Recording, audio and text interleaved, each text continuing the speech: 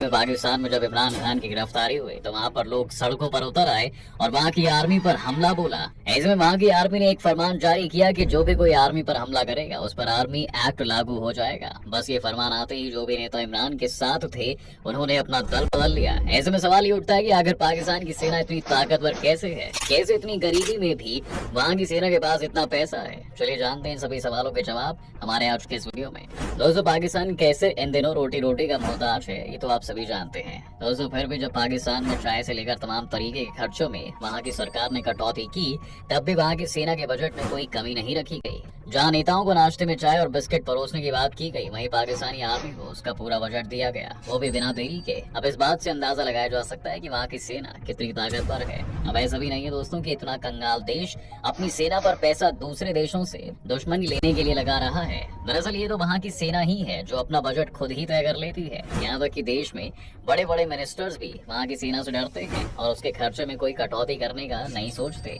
और दोस्तों, ये तो वहाँ हमेशा से ही चलता आ रहा है, जब देश की सेना वहाँ के राजनीतिक पार्टियों से भी ज्यादा ताकतवर है। दोस्तों, आपको बता दें कि पाकिस्तानी सेना का राजनीति में पहला इंटरवेंशन 1958 की शुरुआत में जनरल अयूब खान के नेतृत्व में हुआ था, जिन्होंने 1956 के संविधान द्वारा स्थापित संवैधानिक शासन को समाप्त कर दिया था। इसके बाद सेना ने अक्टूबर 1958, जुलाई 1977 और अक्टूबर 1999 में 3 बार तख्ता पलट किया था। जी हाँ, सेना के इस पहले तख्ता पलट के दौरान पाकिस्तान के राष्ट्रपति इस्कंदर मिर्जा ने संविधान को निरस्त कर दिया था और मार्शल लॉ घोषित कर दिया था। और इसके साथ ही जनरल अयूब खान को मुख्य मार्शल लॉ प्रशासक नियुक्त किया था। इसके कुछ दिनों बाद अयूब खान ने इस्कंदर मिर्जा को उखाड़ फेंका था और बस इस घटना के बाद से पाकिस्तान में सेना का दबदबा कायम है। अयूब खान और याहिया खान के तहत पाकिस्तान 1971 के युद्ध के नुकसान तक सैन्य शासन के अधीन था, जो पाकिस्तानी सेना के लिए सबसे बड़ा झटका था। इसके बाद 1972 में एक नए संविधान को अपनाने के साथ जुल्फिकार अली भुट्टो पाकिस्तान के पहले प्रधानमंत्री बने, लेकिन उस वक्त लोकतंत्र लंबे समय तक नहीं चला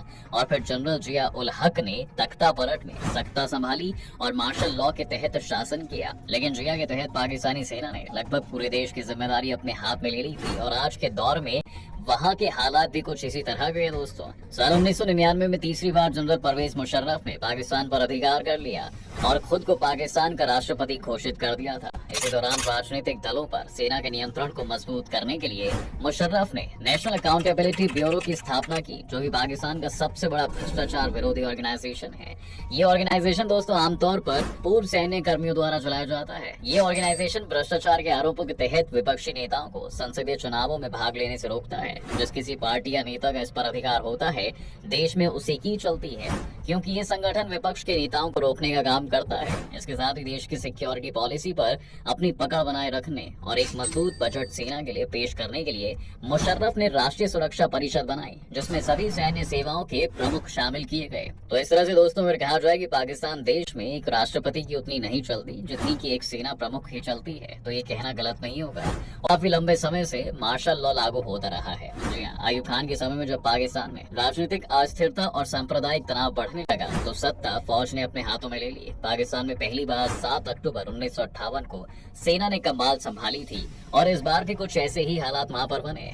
दोस्तों, खैर ये तो राजनीति की बात है, लेकिन पाकिस्तान में सेना वहाँ के फाइनेंशियल स्टेटस में और वहाँ की इकोनॉमी में भी बड़ी हिस्सेदारी रखती है। जिस तरह से पाकिस्तान की राजनीति में सेना का दबदबा है, उसी तरह पाकिस्तान के कई बड़े बिजनेसेस पर सेना का राज है और जिसका फायदा भी सिर्फ सेना को ही मिलता है। आपको बता दें कि पाकिस्तान में एक बड़ा व्यापारिक समूह है जिसमें लगभग 3 मिलियन कर्मचारी हैं और एनुअल रेवेन्यू में 26.5 बिलियन से ज्यादा है। इस बिजनेस ग्रुप को सेना ही चलाती है। यह business group Askari foundation, Fauji foundation Pakistan army, Shaheen foundation यानी कि Pakistan air force, Bahria foundation Pakistan navy, army welfare trust, defence housing authority और कई दूसरे संगठनों के तालमेल से चलता है। आपको जानकर हैरानी होगी दोस्तों, और बड़ा बिजनेस होने के बावजूद ये ग्रुप कोई भी टैक्स नहीं देता है। जी हाँ, इसके साथ यहाँ पर काम करने वाली आम जनता को सीधे तौर पर इसका कोई भी फायदा नहीं पहुँचता।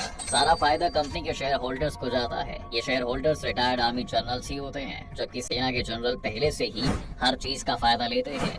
पाक की सेना पर बार बार ये आरोप लगाया जाता रहा है कि वो लगभग हर बिजनेस सेक्टर में शामिल है। रियल एस्टेट से लेकर फर्टिलाइजर एंड सीमेंट निर्माण तक के बिजनेस में सेना का ही हिस्सा है और इस वजह से सेना बड़े पैमाने पर भ्रष्टाचार करके फायदा उठा रही है। याद रखिए दोस्तों, देश के टॉप 5 बैंकिंग इंस्टीट्यूशंस में शामिल अस्करी बैंक की ओनरशिप भी सेना के पास है। सोलर एनर्जी से आने वाली फिक्स्ड एसेट्स में भी सेना की बड़ी भागीदारी है और इस तरह से पाकिस्तान की सेना वहाँ के राजनीतिक दलों से भी ज्यादा ताकतवर बनी हुई है। पाकिस्तान की सेना वहाँ के बिजनेस को संभालती है और साथ ही वहाँ के नागरिकों पर भी अपने फैसले थोपती है। हाल ही में जब पाकिस्तान में सभी इमरान खान की गिरफ्तारी को लेकर विरोध कर रहे थे, तभी पाकिस्तान की सेना ने लोगों को आर्मी एक्ट के तहत मुकदमा दर्ज करने की धमकी दी थी और बस इस तरह से पाकिस्तान में हर कोई विरोध करता नेता या आम आदमी शांत बैठ गया। आपको जानकर हैरानी होगी, पर पाकिस्तान की सेना और उसके एक्ट की ताकत इतनी बड़ी है कि आर्मी एक्ट में फंसने के डर से इमरान की पार्टी कई नेताओं ने पार्टी को ही छोड़ दिया।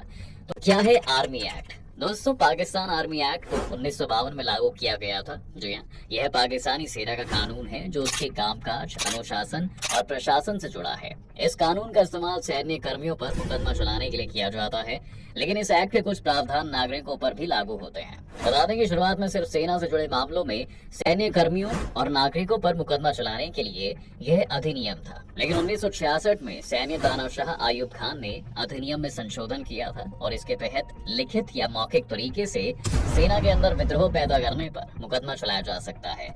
दुश्मन के साथ सेना से जुड़ी जानकारी साझा करने वाले सिविलियन पर भी मुकदमा चलाया जा सकता है। यानी कि अब वहाँ पर हालात ऐसे हैं कि जो भी सेना से दुश्मनी लेगा या फिर उनकी बातों को नजरअंदाज करेगा, वही एक तरह से सेना का दुश्मन कहलाएगा। दोस्तों, आपको बता दें कि सेना के द्वारा बनाए गए इस अधिनियम के तहत आने वाले मामलों की सुनवाई की अदालत को फील्ड जनरल कोर्ट मार्शल कहा जाता है। ये सैन्य अदालत सेना के कानूनी निदेशालय की देखरेख में काम करती है, जिसे जज एडवोकेट जनरल ब्रांच भी कहा जाता है। इस अदालत का अध्यक्ष भी एक सैन्य अधिकारी ही होता है। याद रखिए, इसके साथ ही अभियोजन पक्ष यानी कि प्रोसिक्यूटर्स का वकील भी एक सैन्य अधिकारी ही होता है। आरोपियों को भी एक वकील रखने का अधिकार होता है। इसके साथ ही इस अधिनियम में सारे फैसले सेना के अधिकारी ही लेते हैं। यहाँ तक कि 40 दिनों के अंदर प्रतिवादियों को यानी कि डिफेंडेंट को सेना की अदालत में अपील करने के अधिकार है। अगर प्रतिवादी माने कि उसे न्याय नहीं मिला है तो वो हाई कोर्ट में जा सकता है। लेकिन दोस्तों, आप समझ सकते हैं कि जिस देश में सेना का ही राज हर जगह चलता है, वहाँ हाई कोर्ट भी तो उसी के अंडर में फैसला लेगी। यानी कि एक बार जिस भी नेता या आम आदमी पर आर्मी एक्ट लगा, उसकी हार तो कंफर्म है। आपको बता दें कि भारत के कुलभूषण जाधव को फांसी की सजा सुनाने वाला भी यही कोर्ट है। जी हाँ, यहाँ बेहद गलत तरीके से सुनवाई होती है और सेना के इन गलत फैसलों की वजह से ही पाकिस्तान को इंटरनेशनल कोर्ट ऑफ जस्टिस में दलील होना पड़ा है। आपको बता दें कि आरोपों के हिसाब से अलग अलग सजा हो सकती है। इसमें उम्र कैद के साथ साथ फांसी की सजा भी हो सकती है। पाकिस्तानी मीडिया रिपोर्ट्स के मुताबिक सेना प्रदर्शन से जुड़े मामलों में 3 मिलिट्री कोर्ट बनाने पर विचार कर रही है। इस तरह से वहाँ की सेना ने वहाँ के लोगों और पूरे देश पर अपना कब्जा कायम रखा है। आज के वीडियो में इतना ही। उम्मीद करते हैं कि आपको आज के इस वीडियो में काफी कुछ सीखने को मिला होगा। अगर आपको ये वीडियो पसंद आया है तो वीडियो को लाइक करें और अगर आप इस चैनल पर नए हैं तो जाने से पहले चैनल को सब्सक्राइब करना भी ना भूलें।